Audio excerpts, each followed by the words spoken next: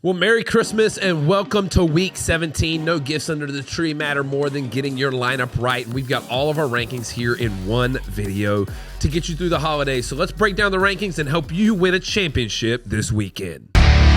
What's up, Headliner Nation? My name is Brad, the Rankings King. And before we dive into this week's rankings, just a reminder that these are the consensus rankings from the Headliners team. And for more detailed analysis, make sure to check out the start-sit videos from Kyle already posted this week.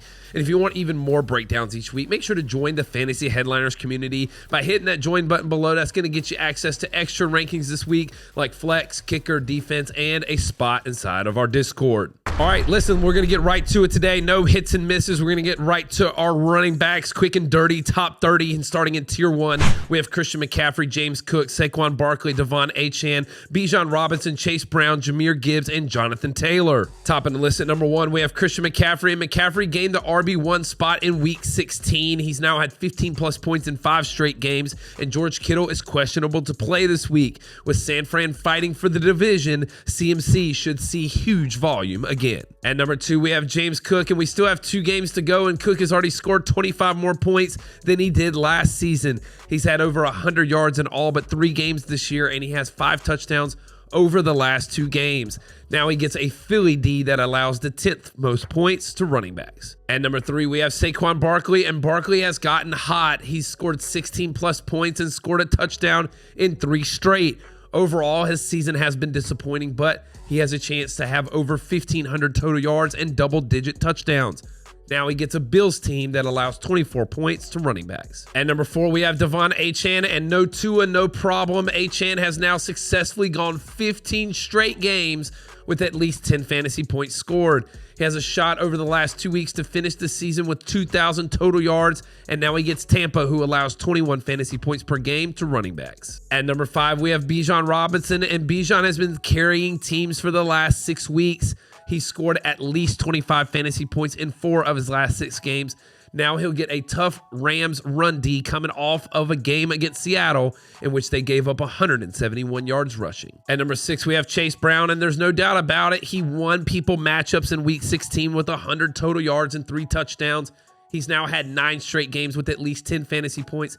And after a slow start to the season, he has a shot at finishing inside the top 12. At number 7, we have Jahmyr Gibbs, and Gibbs was held to 2 yards rushing in Week 16. And if not for the 10 receptions, 66 yards, and a touchdown in the pass game, his owners would have been totally screwed. Now he faces Minnesota, though, who held him to just 28 total yards in Week 8. At number 8, we have Jonathan Taylor, and it may seem like Rivers is limiting JT's upside, but it has been more to do with the Indy defense. They fall behind, and JT is having to fight to get to 15 points. A tough matchup now against the Jags, who allow the second fewest points to running backs. All right, that's it for Tier 1. And now before we head into the next tier, I want to make sure that you're all set up on Underdog. You already know that we've been crushing those player pickups on Underdog this year, so what are you waiting for? Head over to Underdog Fantasy or download the app and create a new account using the referral code HEADLINERS when you do so. Then just make your initial deposit and come join a contest. And if you sign up with that promo code, again, it's Headliners. You'll get access to all of the promos that Underdog offers weekly. And check this out.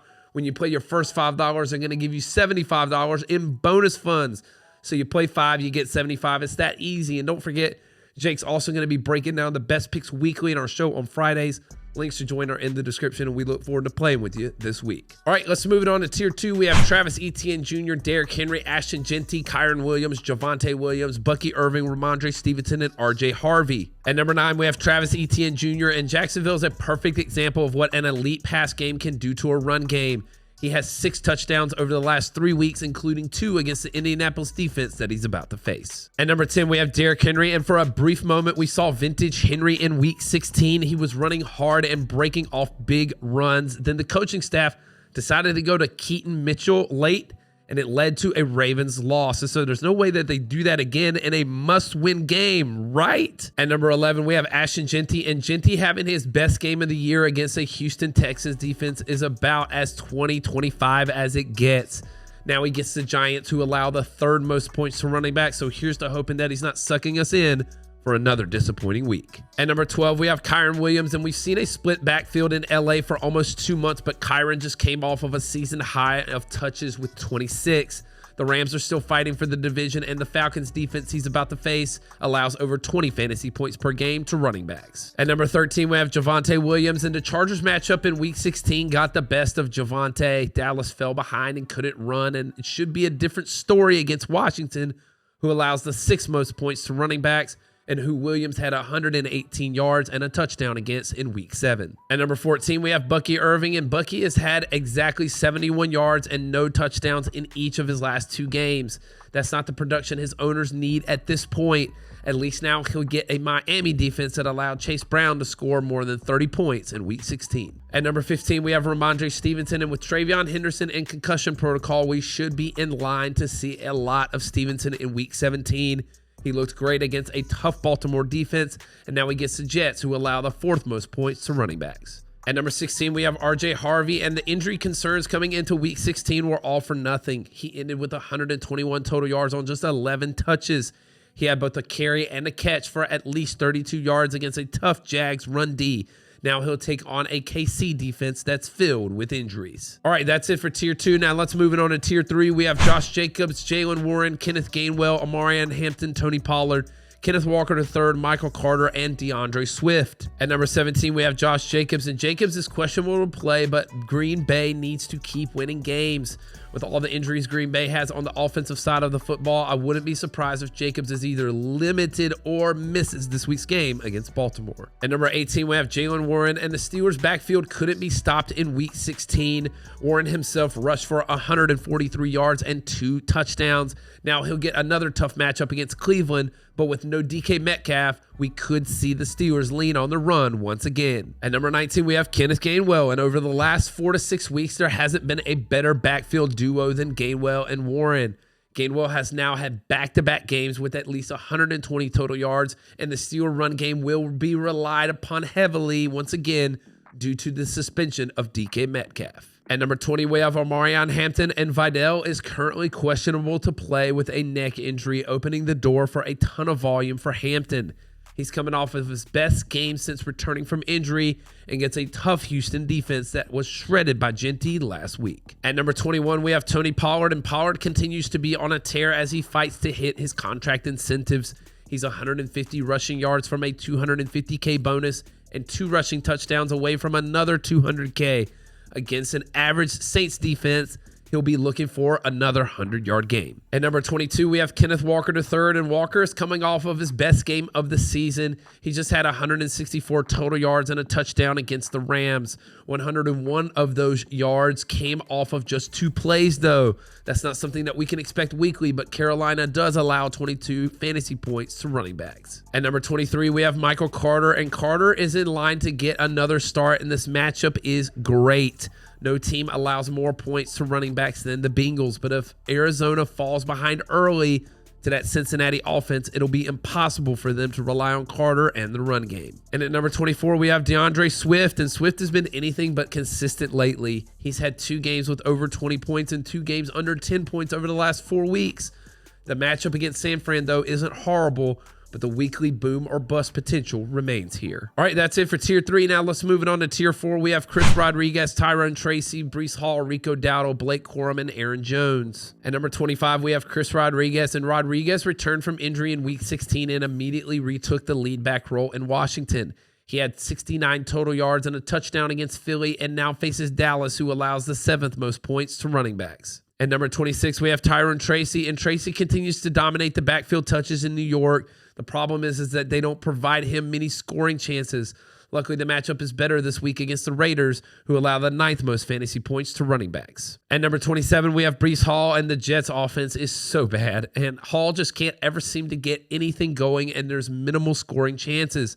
This team has lost by at least 23 points in 3 straight games, and now they face one of the best teams in football in the Patriots. At number 28, we have Rico Dowdle, and do y'all remember those huge Rico Dowdle games earlier in the season? Oh man, those were the good old days. Not that he's been bad, but his ceiling has just been much lower, and this is a must-win game for Carolina, but Seattle allows the 4th fewest points to running backs. At number 29, we have Blake Corum, and the Corum scoring train continues. He now has 5 touchdowns and at least 12 fantasy points in each of his last 4 games. The backfield split will continue, and now he'll get to take on an average Falcons defense in a game that the Rams still need to win. And at number 30, we have Aaron Jones, and the Vikings are a mess right now. Jones is questionable with an ankle injury, and they will be going back to Max Brosmer at quarterback, and they may be without 2 starting offensive linemen. All of that adds to a lot of worry in Week 17 for Aaron Jones.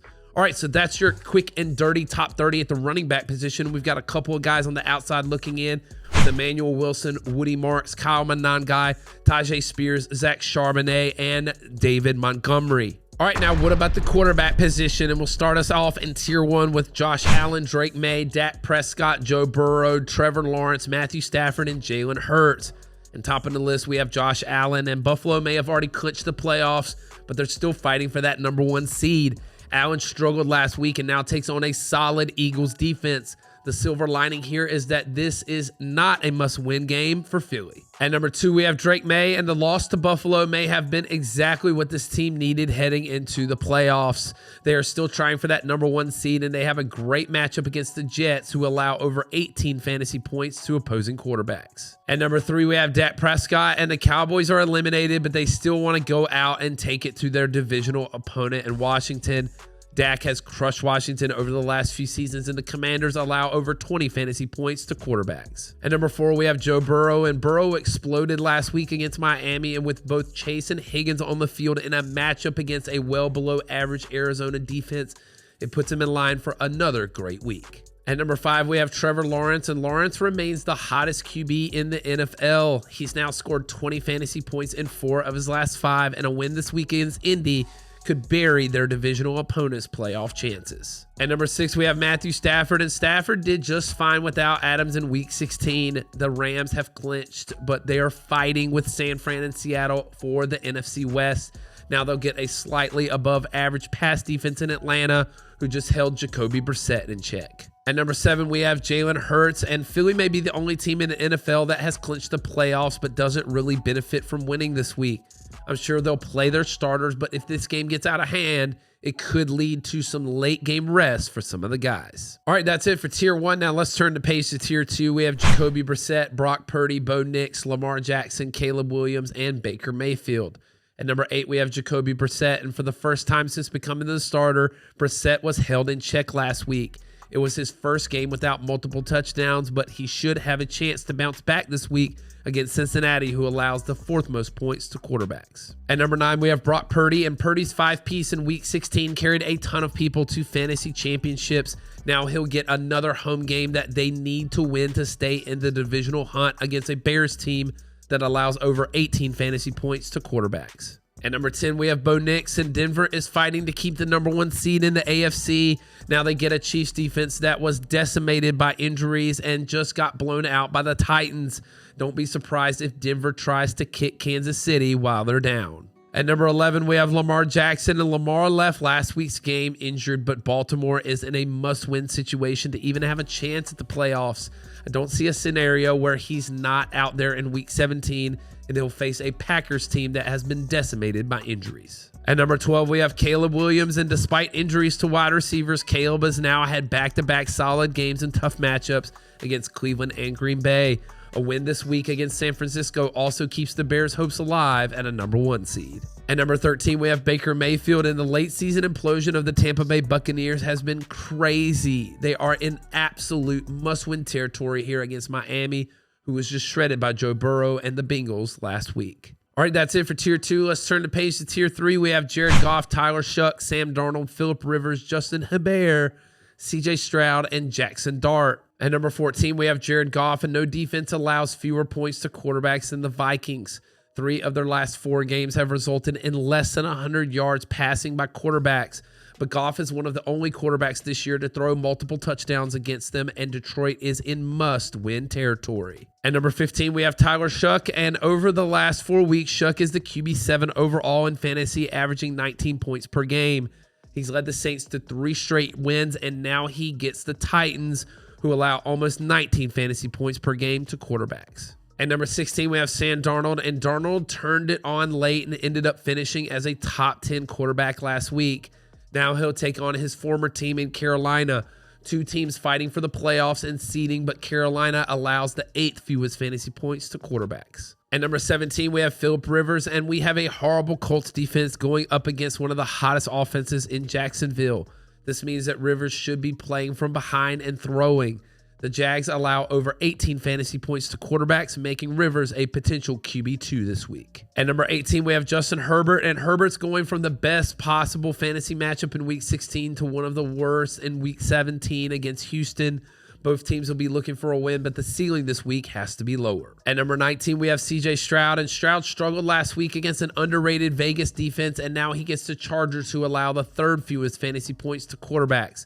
Both teams have something to play for, but this will be an uphill battle. And rounding out the top 20, we have Jackson Dart, and Dart's performance in Week 16 was one of the worst by a quarterback this season. Tons of credit to the Vikings defense, but the Giants' play calling is just atrocious.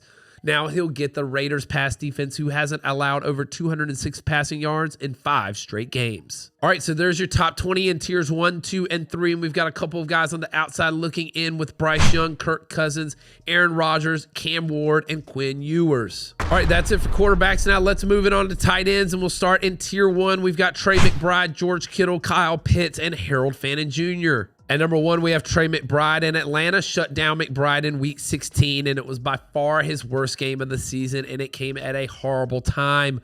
Luckily, this week he gets Cincinnati, who allows the most points to tight ends, and hopefully he carries teams to fantasy titles. At number 2, we have George Kittle, and we need an immediate prayer circle for George Kittle. He suffered an ankle injury in Week 16, and there's a chance we don't even have him this week.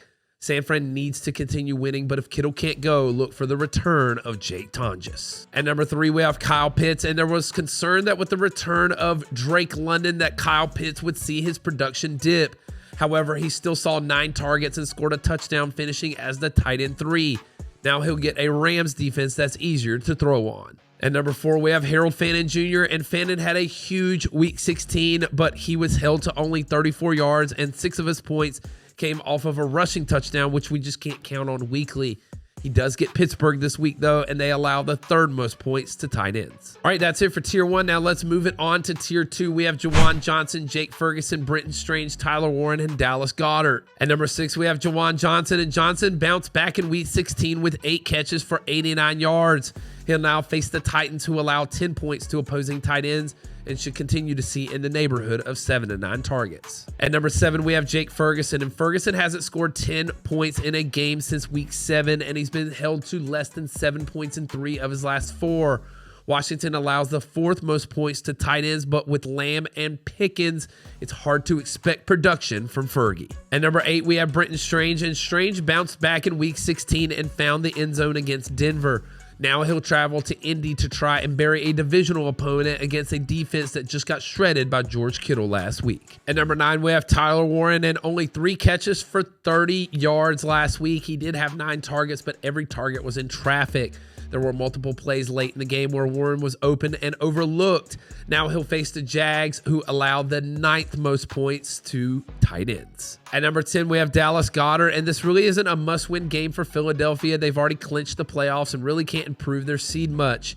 Goddard remains a highly touchdown-dependent tight end, and the Bills allow the 2nd most fantasy points to the position. All right, that's it for Tier 2. Now let's turn the page to Tier 3. We have Dalton Schultz, A.J. Barner, Hunter Henry, Travis Swift-Kelce, and Taysom Hill. At number 11, we have Dalton Schultz, and Schultz is up to tight end 12 on the season. He's now had touchdowns in back-to-back games, and Houston is still fighting for the division.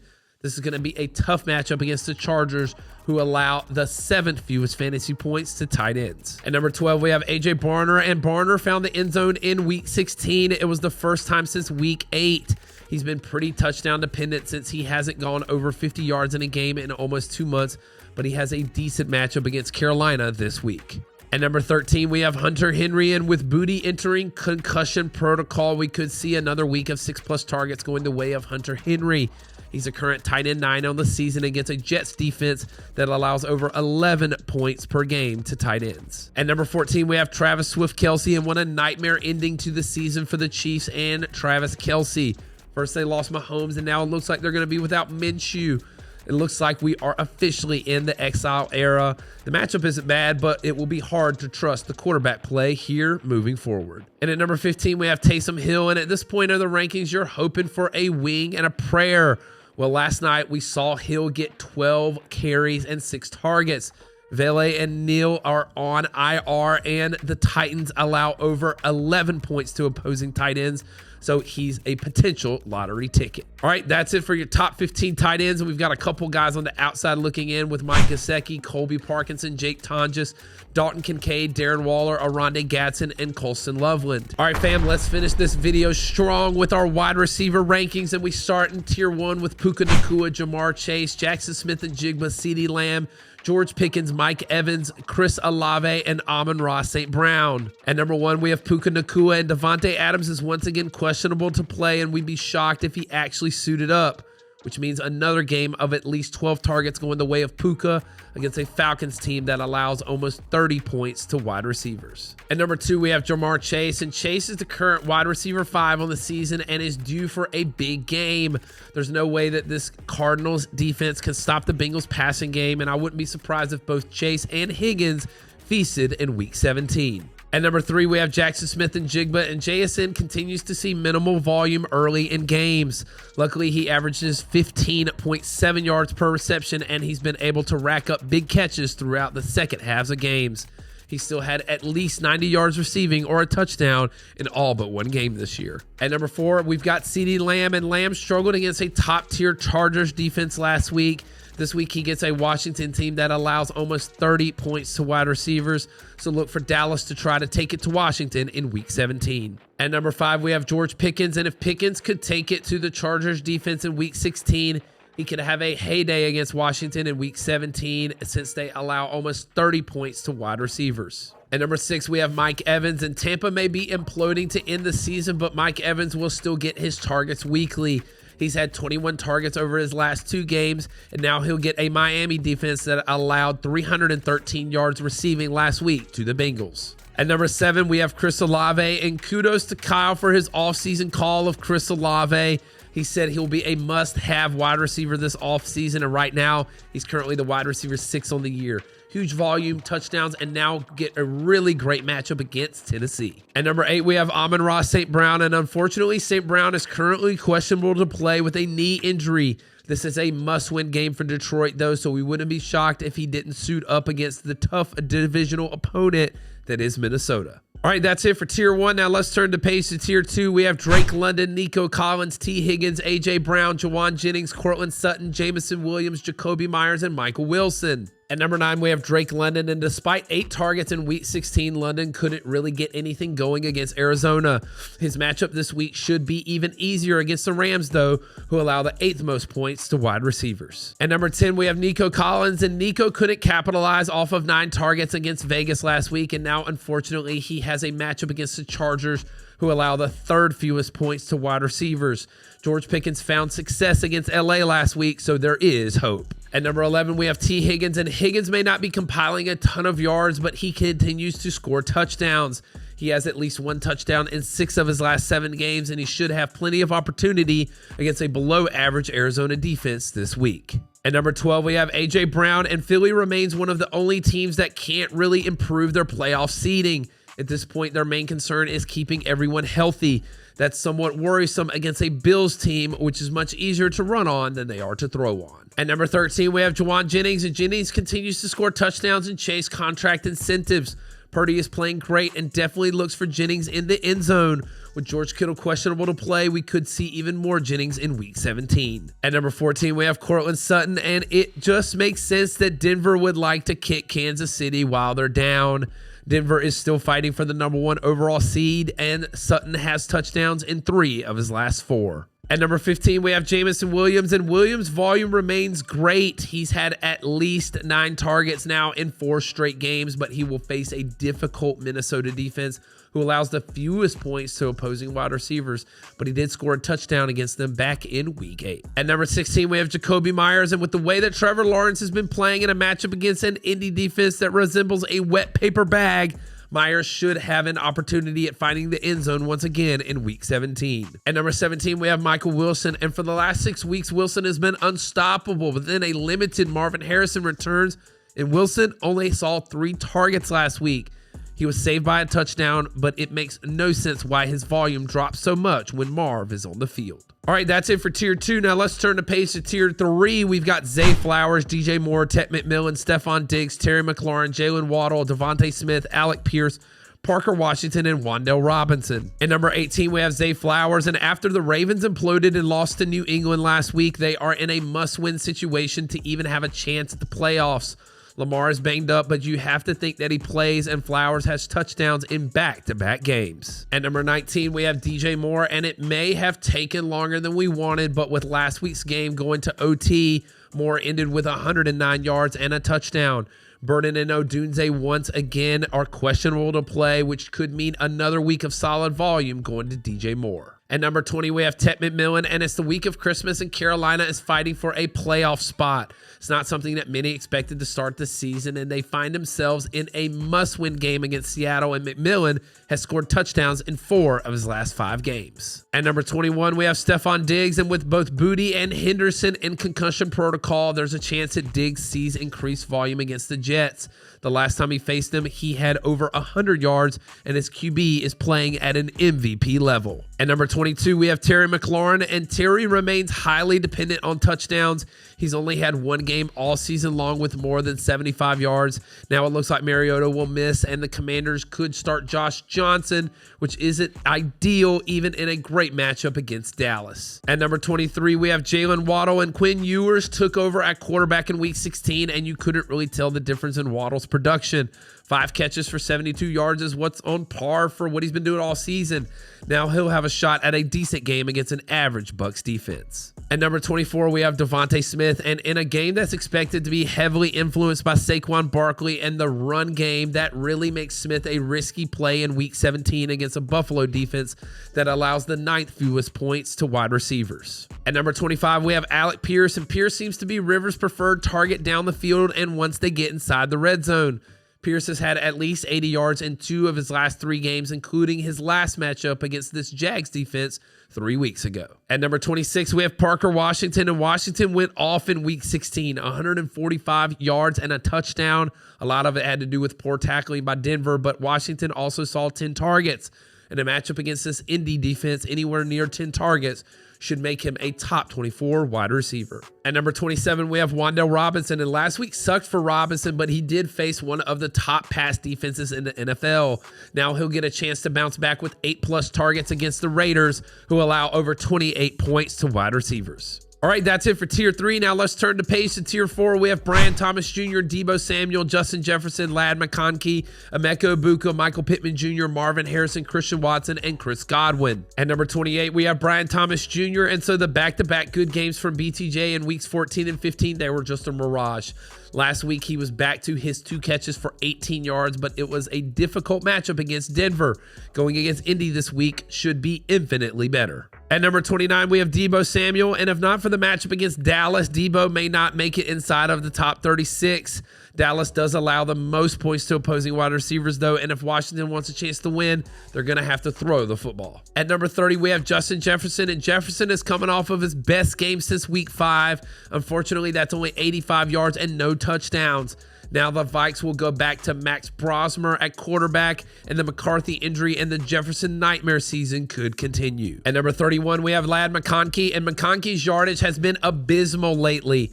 He hasn't had over 43 yards in a game in 5 weeks, but he has scored touchdowns in decent matchups. Unfortunately, a matchup against Houston is one of the toughest in football. At number 32, we have Emeka Egbuka, and 3 straight weeks now, and we've seen the target volume decrease. Egbuka, he is more of a big play threat than Godwin, so if he can get near 5 targets against Miami, he has a chance at being a flex option. At number 33, we have Michael Pittman Jr., and Pittman continues to see targets from Phillip Rivers, but it's nothing down the field like it is Alec Pierce or Josh Downs.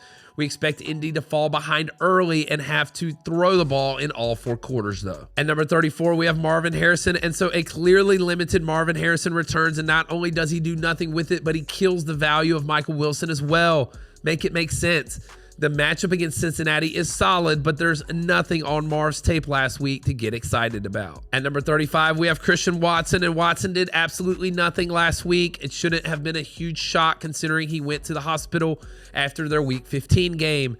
There's no way that he's fully healthy in this week. He could be playing with a third-string quarterback against Baltimore. At number 36, we have Chris Godwin, and right now this Tampa Bay passing offense is Mike Evans first and scraps to everybody else. Over the last 2 weeks, Godwin is averaging only 5.5 yards per reception. He's a check down guy at best, but this matchup against Miami is pretty great though. Okay, so there's your top 36 wide receivers in tiers 1, 2, 3, and 4. And we've got a couple of guys on the outside looking in with Rashee Rice, Khalil Shakir, Troy Franklin, Quentin Johnson, Jalen Coker, Mac Hollins, Adam Thielen, and Jaden Reed. And come on, there is your rankings video to rule them all, week 17 rankings. And if everything goes right today, you're going to be opening up a championship instead of a pair of socks. Make sure to drop your lineup questions below. Leave a comment, like, and subscribe. And Merry Christmas, you filthy animals. Analytics off the chain, all the channels not the same. Jake and Kyle, you know the name. Headliner Nation, we running the game.